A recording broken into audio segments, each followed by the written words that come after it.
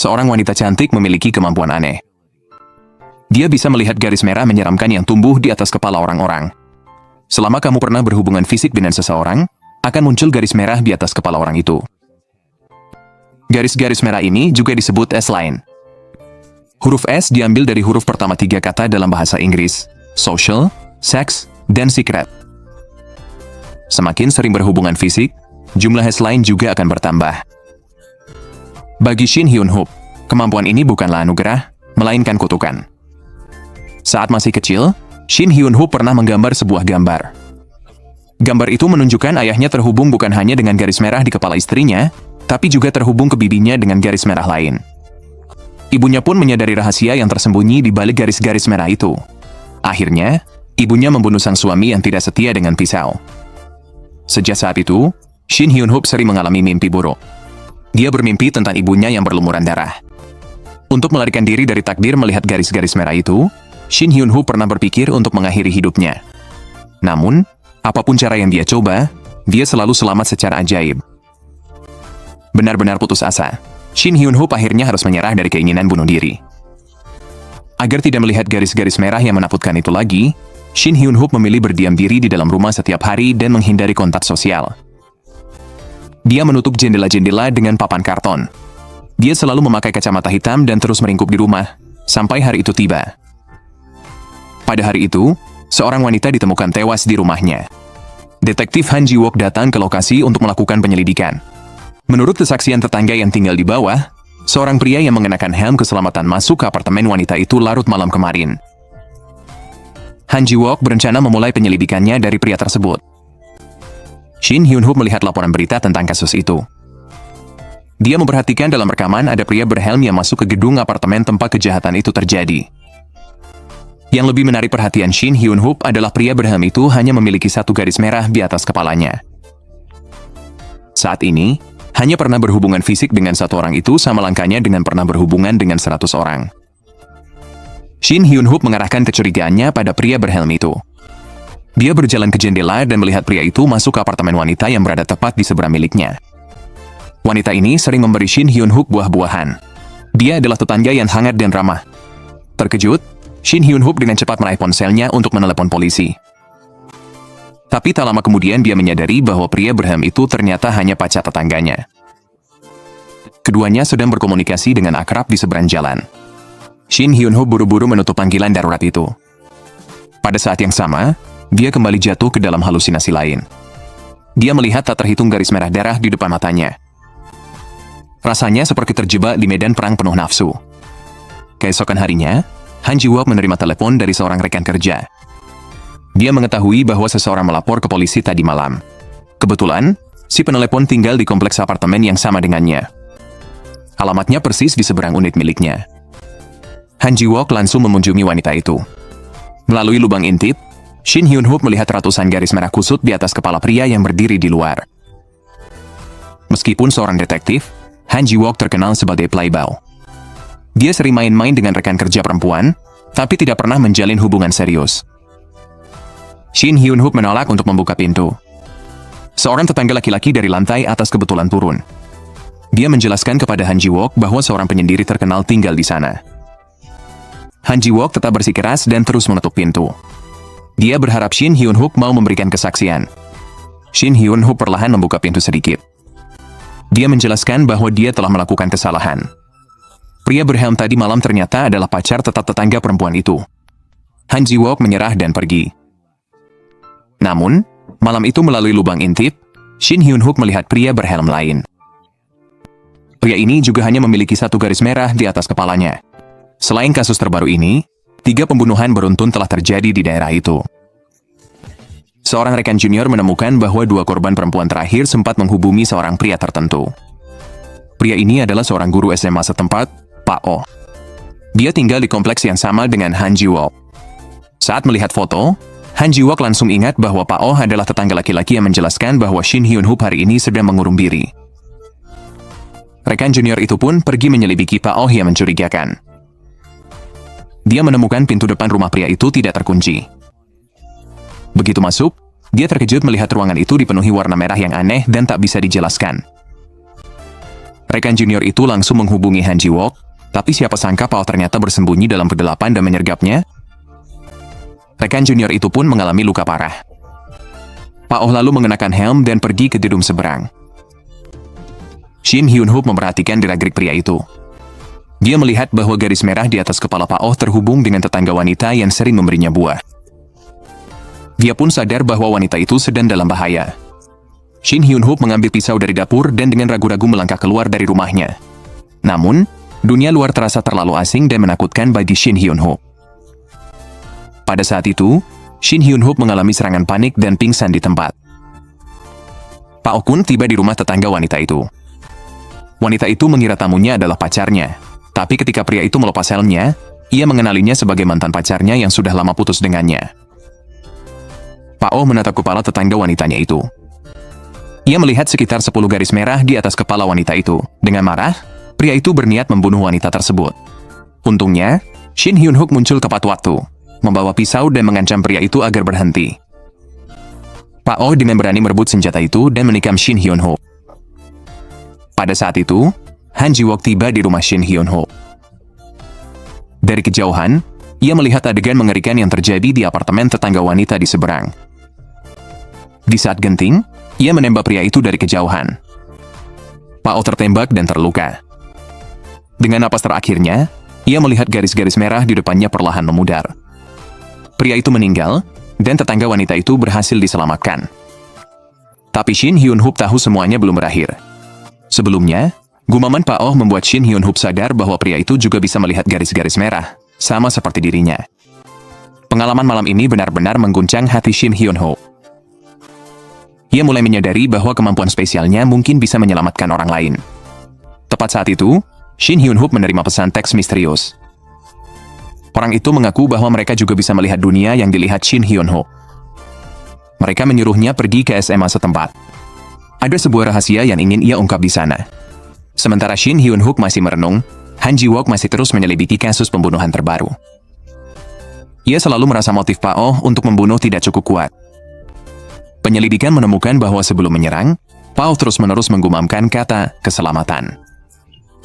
Semua tanda itu membuat Han Ji-wook merasa ada sesuatu yang lebih di balik pembunuhan yang dilakukan Pao. Untuk mengungkap kebenaran, Han Ji-wook pergi ke rumah Pao. Ia melihat ruangan itu dipenuhi warna merah. Saat menyalakan senter dan melihat lebih dekat, ia menemukan warna merah mirip darah di dinding itu ternyata adalah garis-garis merah yang tak terhitung jumlahnya, saling bertumpuk dan berantakan. Kembali di kantor polisi, Han Ji-wook memeriksa foto-foto Pao. Ia memperhatikan bahwa Pao mengenakan kacamata di foto-foto itu. Namun, setelah kejadian itu, kacamata yang seharusnya ada di kotak barang bukti justru menghilang. Han Ji-wook pergi ke SMA tempat Pao pernah bekerja. Ia bertanya kepada wali kelas, Lee Dyu-jin. Ia ingin tahu apakah Pao memang biasa memakai kacamata sebelumnya. Lee Dyu-jin, guru yang terkenal cantik dan santai di sekolah itu, sangat peduli pada murid-muridnya. Ia mengatakan bahwa ia belum pernah melihat Pao memakai kacamata. Setelah selesai bertanya, pandangan Han Ji-wook melirik ke dada guru perempuan itu. Ia melihat satu kancing di kemeja guru itu terbuka. Lee Dyu-jin, yang santai dan tidak waspada, langsung mengancingkannya di depan Han Ji-wook. Barulah Han Ji-wook mengalihkan pandangannya yang penuh hasrat. Malam harinya, Han Ji-wook mengunjungi bar yang sering didatangi Pao. Bartender di sana mengungkapkan bahwa akhir-akhir ini Pao bertingkah aneh. Setiap kali minum, ia akan menunjuk kepala pelanggan dan menyebutkan angka yang berbeda-beda. Bartender itu ingat betul bahwa Pao selalu memakai kacamata saat menghitung. Han Ji-wook mencatat setiap hal yang mencurigakan. Sebelum pergi, ia sempat menggoda seorang gadis hanya untuk bersenang-senang. Setelah semalaman merenung, Shin Hyun-hoop memutuskan untuk meninggalkan rumah demi mengungkap kebenaran. Setelah mantap dengan keputusannya, Shin Hyun-hoop membersihkan rumahnya dan merobek kardus yang menutupi jendela. Ia pun melangkah keluar ke dunia luar. Ia pindah ke SMA setempat. Di SMA ini, Shin Hyun-hoop bertemu dengan seorang kenalan, Kang Seona. Keduanya pernah menjadi teman sekelas di SMP. Di sekolah, Kang Seona menjadi sasaran perundungan. Ia sering diseret ke atap sekolah oleh sekelompok siswi dan dipermalukan. Kebetulan, Kang Seona adalah keponakan Han Ji-wook. Mereka tinggal serumah, tapi hubungan mereka tidak dekat.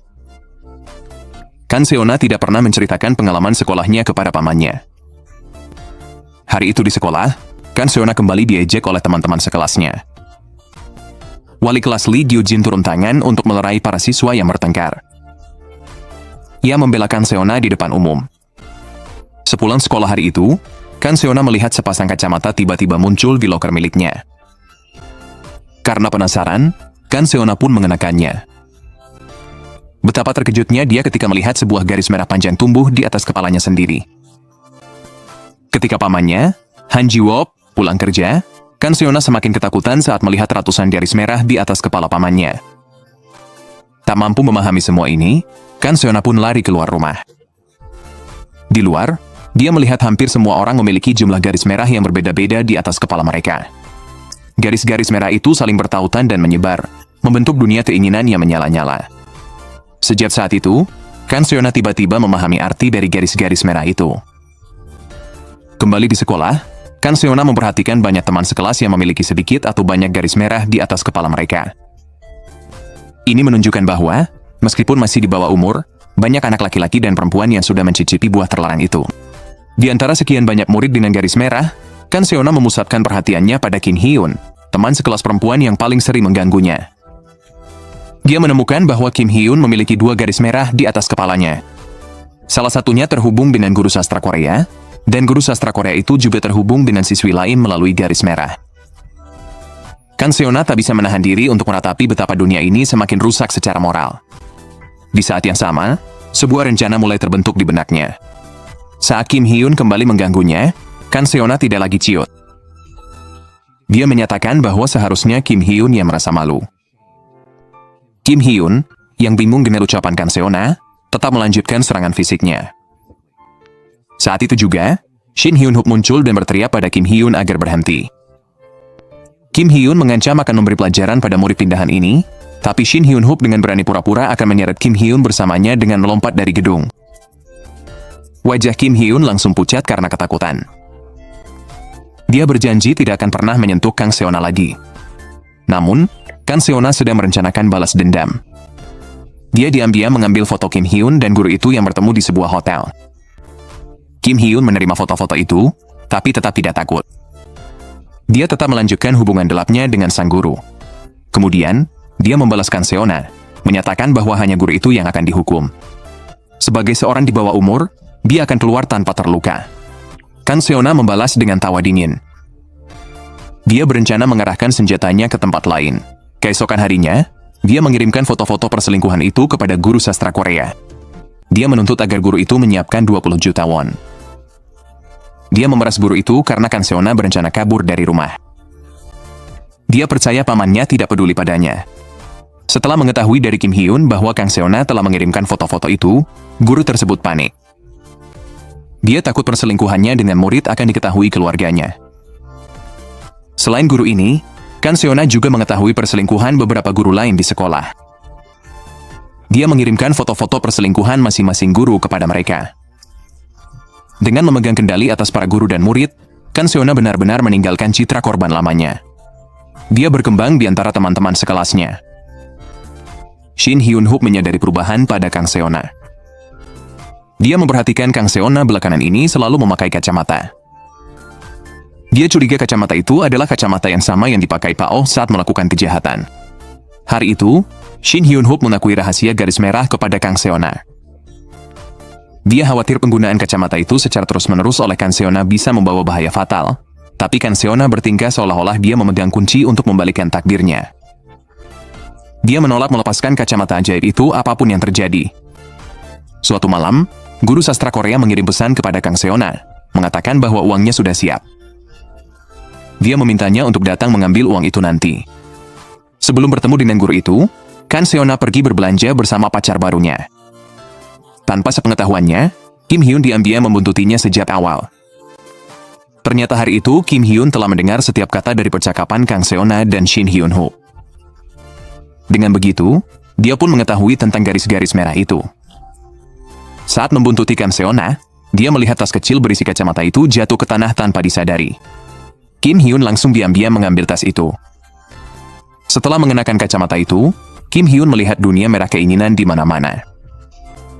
Kan Seona yang panik karena kehilangan kacamata itu, curiga bahwa Shin Hyun Hoop yang telah mencurinya. Setelah itu, Kan Seona pura-pura semuanya baik-baik saja dan pergi ke sekolah untuk menemui guru sastra Korea. Guru itu memohon dengan penuh belas kasihan kepada Kang Seona, mengatakan bahwa ia punya anak dan istrinya akan segera melahirkan anak kedua mereka. Dia tidak sanggup kehilangan pekerjaannya. Kan Seona sama sekali tidak merasa iba. Guru itu juga hanya diam saja saat Kim Hyun mengintimidasinya. Saat mereka berdebat, guru itu menerima pesan dari istrinya. Entah bagaimana, istrinya telah mengetahui perselingkuhannya dengan seorang murid. Guru itu dengan marah menuduh Kang Seona telah mengirimkan foto-foto itu kepada istrinya. Di bawah langit malam, karena khawatir pada Kang Seona, Shin Hyun Hoop bergegas ke sekolah. Namun yang ia saksikan justru Kang Seona terjun dari atap gedung. Kang Seona jatuh dan meninggal. Shin Hyun Hoop benar-benar kebingungan. Ia mulai menyadari bahwa garis-garis merah misterius dan aneh ini akan menjerumuskan semua orang ke dalam jurang yang tak diketahui.